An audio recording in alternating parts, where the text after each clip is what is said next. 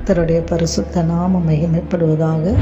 உயிர்த்தெழுந்து வல்லமுள்ள இயேசு கிறிஸ்துவின் நாமத்தினால இந்த கால பொழுதில் உங்களை சந்திப்பதை குறித்து நான் மிகுந்த மகிழ்ச்சி அடைகின்றேன். அன்பான தேவ ஜனங்களே, இந்த நாளிலே கர்த்தர் நமக்கு கொடுத்திருக்கிற இறை வார்த்தையானது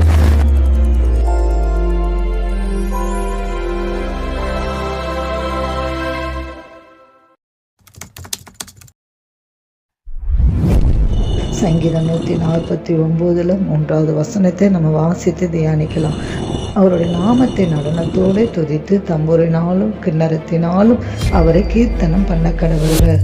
தம்புரோடு நடனத்தோடு எங்கும்போது அவரை துதியுங்கள், யாழோடும் தீங்குழலோடும் துதியுங்கள் என்று சங்கீதத்தில் நம்ம வாசிக்கிறதை பார்க்கிறோம். நடனத்தோடு கர்த்தரை துதியுங்கள் என்று வேதம் திரும்ப திரும்ப நமக்கு ஆலோசனை சொல்லுகிறது. ஏன் தெரியுங்களா? துதித்தல் இன்பமானது, துதித்தல் ஏற்றது. துதிக்கும் போது சாத்தானுடைய கிரியைகள் முற்றிலுமாக அழிக்கப்படுகிறது. துதிக்கும் போது நம்ம உள்ள பரவசத்தினால மகிழ்கிறது, பரலமும் மகிழ்கிறது. நம்ம அருமை ஆண்டவர் எல்லா துதிக்கும் கனத்துக்கும் மகிமைக்கும் பாத்திரரானவர். அவர் ஒருவரே ராஜாதி ராஜா, அவர் ஒருவரே கர்த்தாதி கர்த்தார், அவர் ஒருவரே நமக்காக கல்வாரி சிலுவையில் ஜீவனை கொடுத்தவர், அவர் ஒருவரே நம்ம தம்முடைய உள்ளங்கையில் அவர் வரைந்திருக்கிறார். அவர் தான் நம்ம வாழ்க்கையில் ஆராய்ந்து முடியாத பெரிய காரியங்கள், எண்ணி முடியாத அதிசயங்களை செய்கிற தேவன் இன்றைக்கும் நம்மோடு கூட இருக்கிறார். அவருக்கு தான் துதியும் கனமும் மகிமையும் அவர் ஒருவருக்கே நாம் செலுத்த வேண்டியது மிகவும் அவசியமாக இருக்கிறது. தேவ பிள்ளைகளே, துதித்தல் என்று சொல்லுகிற அந்த வார்த்தையில் பல ஆழமான அர்த்தங்கள் இருக்கிறத நம்ம பார்க்கிறோம். அவருடைய மகத்துவத்தை எண்ணுகிறோம், அவருடைய மகிமையை துதிக்கிறோம், அவருடைய வல்லமையை காண்கிறோம், மனதார அவரை துதித்து போற்றுகிறோம். சிறு வயது முதற்கொண்டு நம்மளுடைய ஆண்டவர் நமக்கு செய்த நன்மைகள் எல்லாவற்றையும் நம்ம எண்ணி பார்க்கிறோம். நம்ம ஒவ்வொரு காரியங்களாக நீங்கள் நினைத்து பாருங்களா. நமக்கு நல்ல பெற்றோரை தந்தாரு, நல்ல படிப்பை கொடுத்தாரு, நல்ல வேலையை கொடுத்திருக்கிறாரு, உண்ண உணவு உடுக்க வஸ்திரம் கொடுத்திருக்கிறாரு, நல்ல மனைவி கணவரை கொடுத்திருக்கிறாரு, நல்ல பிள்ளைகளெல்லாம் கொடுத்திருக்கிறாரு. அவருடைய கைகளிலிருந்து எண்ண முடியாத நன்மைகளையும் ஆசீர்வாதங்களையும் நம்ம பெற்றிருக்கிறோமே. அதெல்லாம் நினைத்து தியானித்து தேவ சமூகத்தில் நம்ம நன்றி செலுத்தி துதித்து அவரை போற்றும் போது எவ்வளவுதான் மகிழ்ச்சி அடைகிற தேவ பிள்ளைகளே, இந்த நாட்களிலே கூட தேவனுடைய சமூகத்தில் நம்ம வாய்களை திறந்து கர்த்தரை துதித்து போற்றி நம்ம நடனத்தோடு கூட, ஏன் துதித்தா போதாதா, ஏன் நடனத்தோடு கூட துதிக்கணும் என்று சொல்லியிருக்கிறார்கள். தேவ பிள்ளைகளே, உதாரணமாக உங்களுக்கு 2 பிள்ளைகள் இருக்கிறார்கள் என்று வைத்துக் கொள்ளுங்களாம். ஒருவனுக்கு ஒரு 8 வயதோ இல்லை இன்னொரு பிள்ளைக்கு ஒரு 10 வயதோ வச்சுக்கொள்வோமே.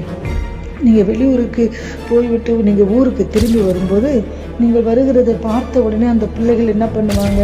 ஒரு பிள்ளை உட்காந்துருக்கிற நேரத்தில் அப்படியே நாற்காலியை விட்டு ஏந்து குடிச்சு எங்கள் அப்பா வந்துட்டாங்க, எங்கள் அப்பா வந்துட்டாங்கன்னு சொல்லி துள்ளி குதித்து ஓடி வருவாங்க. இன்னொரு பிள்ளை என்ன பண்ணும்? அப்படியே அமர்ந்து கொண்டு எங்கள் அப்பா வந்துட்டாங்கன்னு சொல்லிட்டு அது விளையாடுகிற விளையாட்டையோ இல்லை அது பேசி கொண்டு இருக்கிற காரியத்தையோ செய்கிற வேலைகளோ பார்த்து கொண்டு இருக்கும். அப்போ எந்த பிள்ளை மேலே உங்களுக்கு அதிக பாசம் வரும்? எந்த பிள்ளையை நீங்கள் அதிகமாக நேசிப்பீங்க? ஓடி வருகிற பிள்ளையை கட்டி அணைத்து தூக்கி முத்தமிட்டு அந்த பிள்ளையை எவ்வளோதான் நீங்கள் கொஞ்சம் கொலாவுவீங்க. தேவ பிள்ளைகளே, அப்படிதான் நம்ம அருமை ஆண்டவரும் கூட. நாம் கர்த்தருடைய பிரசன்னத்திற்கு வரும்போதெல்லாம் அவருடைய மகிமைகளை நினைக்கும் போதெல்லாம் அவருடைய உள்ள களிப்பு வரும். நம்ம வேதத்தில் வாசிக்கிறோம், நம்முடைய சமூகத்தில் பரிபூரண ஆனந்தமும் நம்முடைய வலது பாரசத்தில் நித்திய பேரின்பமும் உண்டு என்று தாவீது சொல்லுகிறார். தேவ பிள்ளைகளே, நம்ம அப்படியா மகிழ்ந்து களி கூறுவோம். மேக கூட்டத்தை பார்க்கும் போதெல்லாம் வான்கோழிக்கு மயிலை போல நடனமாட வேண்டும் என்ற ஆசை வரும் என்று நம்ம பார்க்கிறோம். தேவ பிரசனத்தை உணரும் போதெல்லாம் நாமளும் நடனமாடி களி கூற வேண்டும் என்ற ஆசை நம்ம உள்ளத்தில் வர வேண்டும். தேவ ஜனங்களே, கர்த்தருடைய சமூகம் நமக்கு ஆனந்தத்தை மாத்திரமல்ல ஆசீர்வாதத்தையும் கொடுக்கிறது. நம்ம கர்த்தருக்குள்ள சந்தோஷமாக இருப்போம். கர்த்தர் நம்ம குடும்பத்தையும் பிள்ளைகளையும் மனைவியும் ஆசீர்வதிப்பாராங்க. நம்ம ஜெபிப்போம். கர்த்தாவே, நம்ம துதிக்கிறோம்ப்பா. ஆண்டவரே, இந்த கால வேளையில் இந்த வசனத்தை கேட்குற ஒவ்வொரு பிள்ளைகளுடைய குடும்பத்தை நீர் ஆசீர்வதிங்க, கூட இருந்து நடத்துங்கப்பா. இந்த குடும்பங்கள் அப்படியே ஆசீர்வதிக்கப்படுது. இயேசுவின் நாமத்தில் ஜெபிக்கிற பிதாவே, ஆமென், ஆமென்.